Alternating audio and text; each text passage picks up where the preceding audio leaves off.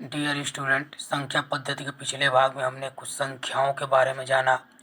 प्राकृत संख्याएं, पूर्ण संख्याएं, पूर्णांक, परिमेय, अपरिमेय संख्याएं। आगे है वास्तविक संख्याएं,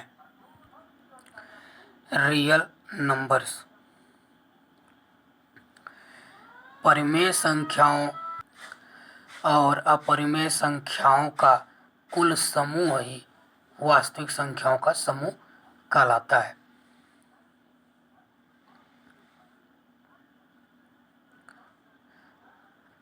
सभी परिमेय संख्याएं वास्तविक संख्याएं होती हैं, सभी अपरिमेय संख्याएं वास्तविक संख्याएं होती हैं, लेकिन सभी वास्तविक संख्याएं परिमेय संख्याएं नहीं हो सकती, अपरिमेय संख्याएं नहीं हो सकती। संख्या रेखा पर वास्तविक संख्याओं का निरूपण।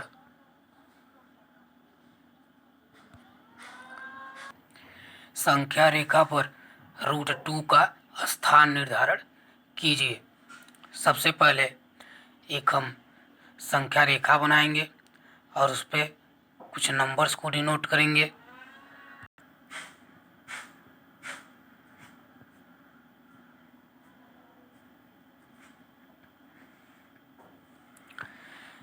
इसको हम A मान लेते हैं, इसको B। इसके बाद हमने पिछली कक्षाओं में पाइथागोरस प्रमेय के बारे में थोड़ा बहुत तो जाना ही होगा। किसी समकोण त्रिभुज में कर्ण का स्क्वायर उसके आधार के स्क्वायर तथा लंब के स्क्वायर के जोड़ के बराबर होता है।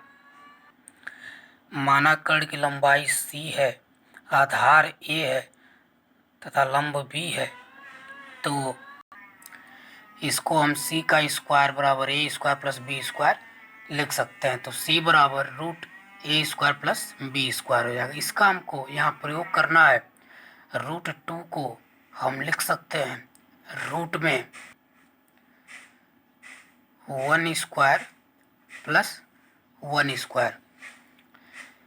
जिस संख्या का स्क्वायर है उसमें से एक संख्या को इस x एक्सिस पे हम लेंगे। यहाँ 1 है अतः x एक्सिस पे 1 यूनिट, 1 इकाई। हम यहाँ 0 से शुरुआत करेंगे, 0 से 1, यानी कि AB। सबसे पहले हम AB 1 यूनिट ले लेंगे। इसके बाद जो दूसरा 1 यूनिट है उसको इस B पे परपेंडिकुलर यानी कि 90 डिग्री की एक लाइन बना लेंगे, एक रेखा B पे, और उस पे 1 यूनिट हम कट करेंगे। तो सबसे पहले B पे 90 डिग्री की लाइन बनाते हैं।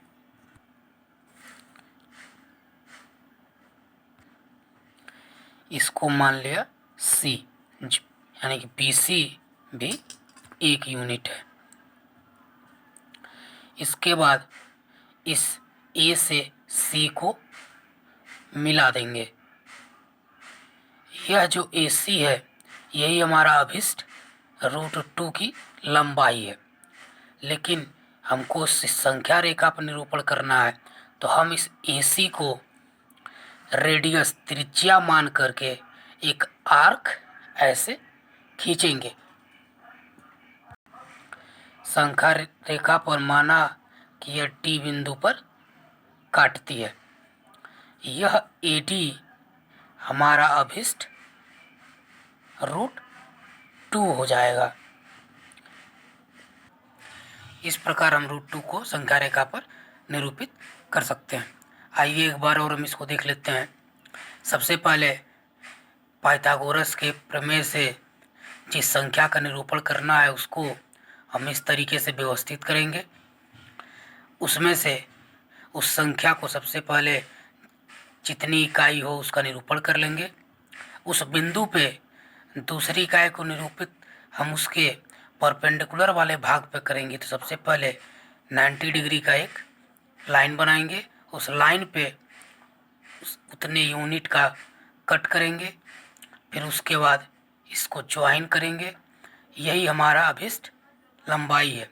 इसको रेडियस मानते हुए, त्रिज्या मानते हुए हम एक आर्क कट कर लेंगे और यह एडी अभिष्ट बिंदु होगा।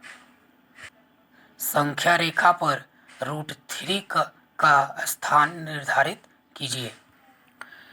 √3 को हम √2² प्लस 1 स्क्वायर से रिप्रेजेंट कर सकते। √2 का स्क्वायर 2 हो जाएगा, 1 का स्क्वायर 1, दोनों मिलके √3 हो जाएगा। हम एक संख्या रेखा बना लेते हैं। यहाँ हम देख रहे हैं कि √3 बनाने के लिए हमको सबसे पहले √2 बनाना पड़ेगा, फिर उस √2 वाले बिंदु पे हम एक यूनिट लंबवत लेंगे। तो सबसे पहले आइए हम √2 बना लेते हैं। और √2 कैसे बनेगा, तो √2 1 स्क्वायर प्लस 1 स्क्वायर, यानी कि हम सबसे पहले एक यूनिट लेंगे, इस पे लंबवत एक रेखा बनाएंगे, उस पे एक यूनिट, इसको हम ज्वाइन करेंगे, फिर इसको त्रिज्या मानते हुए एक आर्क बनाएंगे, वो हमारा √2 होगा। हमें √2 मिल चुका है, तो अब इस √2 वाले बिंदु पे हम एक यूनिट लंबवत लेंगे। तो सबसे पहले हम यहाँ एक लंबवत संख्या रेखा बनाते हैं। ए से n को मिला देंगे, यही हमारा अभिष्ट √3 होगा। और इसको रेडियस मानते हुए एक आर्क चाप हम इस संख्या रेखा पे बनाएंगे। इस प्रकार ए हमारा √3 हो जाएगा। संख्या रेखा पर √5 का स्थान निर्धारण कीजिए। सबसे पहले √5 को पाइथागोरस प्रमेय से हम सेट कर लेते हैं कि संख्या रेखा पर कितने यूनिट की आवश्यकता पड़ेगी। तो 5 को हम लिख सकते हैं 2 स्क्वायर प्लस 1, मतलब 4 प्लस 1, तो 5 हो जाएगा। अगर दोनों का तरफ का रूट लिया जाए तो √5 equal to √2 square plus 1 square, ऐसे हम ऐसे भी सेट कर सकते हैं। तो यहाँ हम देख रहे हैं कि हमको 2 यूनिट और 1 यूनिट की ज़रूरत पड़ेगी। यहाँ कोई वैल्यू रूट में नहीं है, तो यहाँ हम आसानी से संख्या रेखा पर निर्धारण कर सकते हैं। सबसे पहले हम एक संख्या रेखा बना लेंगे। यहाँ रूट में नहीं होने के कारण हम या तो पहले ही एक्स एक्सिस पर 2 यूनिट लेकर के फिर उस बिंदु पे एक यूनिट लंबवत बना सकते हैं, या फिर पहले एक यूनिट लेकर उस पे 2 यूनिट लंबवत ले सकते हैं। तो हम यहाँ सबसे पहले 2 यूनिट एक्स एक्सिस पे ले लेते हैं। तो ए बी 1, बी सी 1, तो ए से सी हमारा 2 यूनिट हो जाएगा। इसके बाद हम इस पे लंबवत 1 यूनिट लेंगे।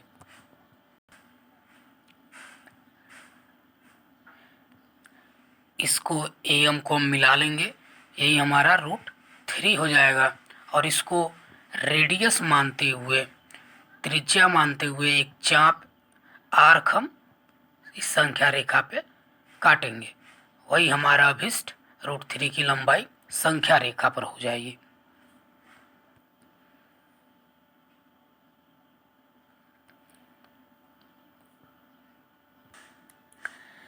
क्या सभी धनात्मक पूर्णांकों के वर्गमूल अपरिमेय होते हैं?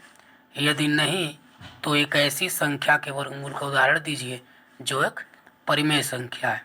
यहाँ इसने लिखा हुआ है कि यदि नहीं, तो मतलब यहाँ साफ है कि सभी धनात्मक पूर्णांकों के वर्गमूल अपरिमेय नहीं होते हैं। इसको हम इस प्रकार समझ सकते हैं, जैसे कि 2, 3, 4, 5 ये सभी धनात्मक पूर्णांक हैं।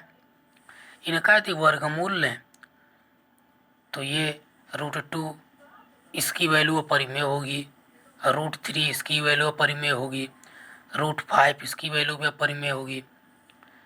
लेकिन √4 यदि इसका करें तो ये हमें 2 प्राप्त होता है।